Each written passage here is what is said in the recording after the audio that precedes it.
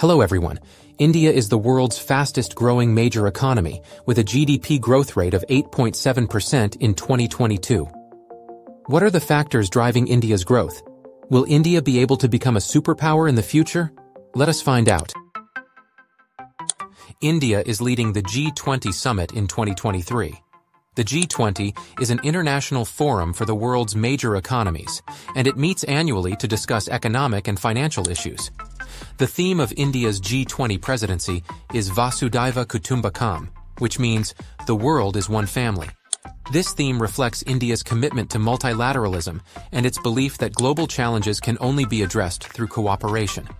India successfully held the third G20 Tourism Working Group meeting in Srinagar, Jammu and Kashmir, from May 22, 24, 2023. This was the first major international event to be held in Kashmir since the abrogation of Article 370 in 2019. The main focus of the meeting was to discuss ways to promote tourism in Kashmir and to make it a more attractive destination for international visitors. India has identified 4 key priorities for its G20 presidency: recovery from the COVID-19 pandemic, climate change, global health, digitalization.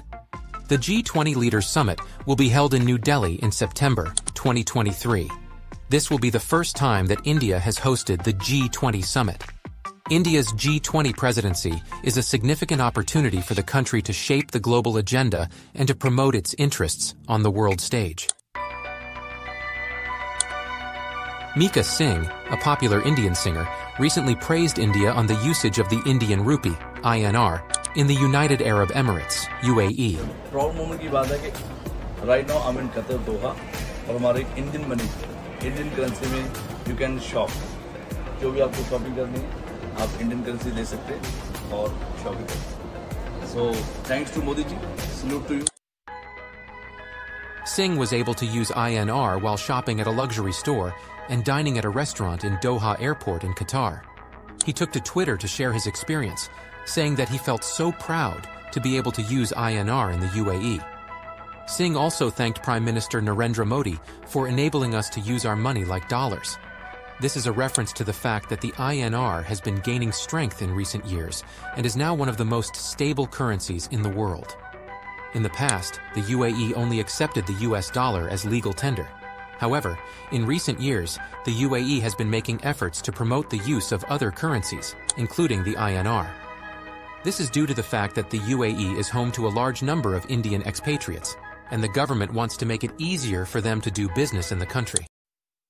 Narendra Modi visited the United States from June 21, 24, 2023, at the invitation of U.S. President Joe Biden and First Lady Jill Biden.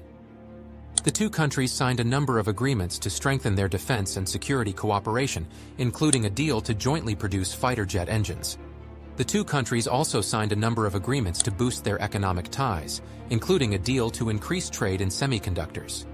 On June 23, 2023, Indian Prime Minister Narendra Modi met with CEOs of several tech giants, including Sundar Pichai, Google, Tim Cook, Apple, Satya Nadella, Microsoft, Jeff Bezos, Amazon, and Elon Musk, Tesla, at the White House in Washington, D.C.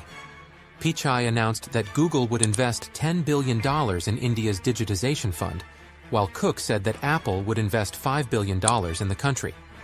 Bezos said that Amazon would create 100,000 new jobs in India over the next few years, and Musk said that Tesla would explore the possibility of manufacturing cars in India. Apple opened its first 2 retail stores in India on April 18, 2023, in Mumbai and New Delhi. These are the first Apple stores to open in India, and they are part of the company's plans to expand its presence in the country. Apple has been selling its products in India through third-party retailers for many years, but the opening of these 2 stores is a significant step for the company. It shows that Apple is committed to the Indian market, and it is likely that more stores will open in the future. India is the world's second-largest smartphone market, with over 1.4 billion people. The Indian middle class is growing rapidly, and there is a growing demand for premium products like Apple. The Indian government has made it easier for foreign companies to do business in India. The opening of Apple stores in India is a positive development for both Apple and the Indian market. There are a number of factors that have contributed to India's decision to purchase Russian oil. First, India is a major importer of oil, and it needs to find reliable sources of supply. Second, Russian oil is currently available at a significant discount, which makes it attractive to Indian refiners. Third, India has a long history of close economic ties with Russia, and it is reluctant to break those ties. The decision to purchase Russian oil has come at a cost for India. The United States and other Western countries have imposed sanctions on Russia, and these sanctions have made it more difficult for India to purchase Russian oil. In addition, the war in Ukraine has caused the global price of oil to rise, which has put a strain on India's economy. India's decision to purchase oil from Russia shows that India is not afraid to stand up to the West, and that it is willing to put its own interests first. It is also argued that India's decision is justified because Russia is offering oil at a significant discount. Lastly, let's address the elephant in the room: infrastructure development. India has made significant progress in infrastructure development in recent years. The government has invested heavily in roads, railways, airports, ports, and other infrastructure projects. This investment has helped to improve connectivity, reduce transportation costs, and boost economic growth. The government has allocated over $1 trillion for infrastructure development in the next 5 years. The National Infrastructure Pipeline, NIP, is a list of 687 projects worth $1.1 trillion that are expected to be completed by 2025. The NIP includes projects in the following sectors: roads, railways, airports, ports, power, urban development, water and sanitation, and social infrastructure. The government has also launched several initiatives to improve infrastructure, such as the Pradhan Mantri, Gram Sadak Yojana, PMGSY, the Bharatmala Pariyojana, and the Sagarmala project. The progress made in infrastructure development has had a number of positive benefits for India. Improved connectivity. The construction of new roads, railways, and airports has helped to improve connectivity between different parts of the country. Reduced transportation costs. The improvement in connectivity has also helped to reduce transportation cost, making it more affordable for businesses to transport their goods. Boosted economic growth. The improvement in infrastructure has had a positive impact on economic growth.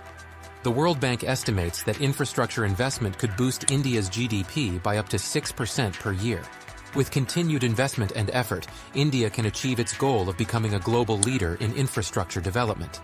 But what makes India's growth story truly remarkable is its demographics. With a population exceeding 1.3 billion people, India has a significant advantage over other nations. It boasts a young and dynamic workforce, with more than half of its population below the age of 25. This demographic dividend provides India with a massive pool of talent and potential for innovation. India's growth is a story of hope. The country is showing the world that it is possible to achieve rapid economic growth while also addressing social challenges. India's success is an inspiration to other developing countries, and it shows that anything is possible if you set your mind to it. Thank you all. Please like, share, and subscribe this channel to receive more videos of this type.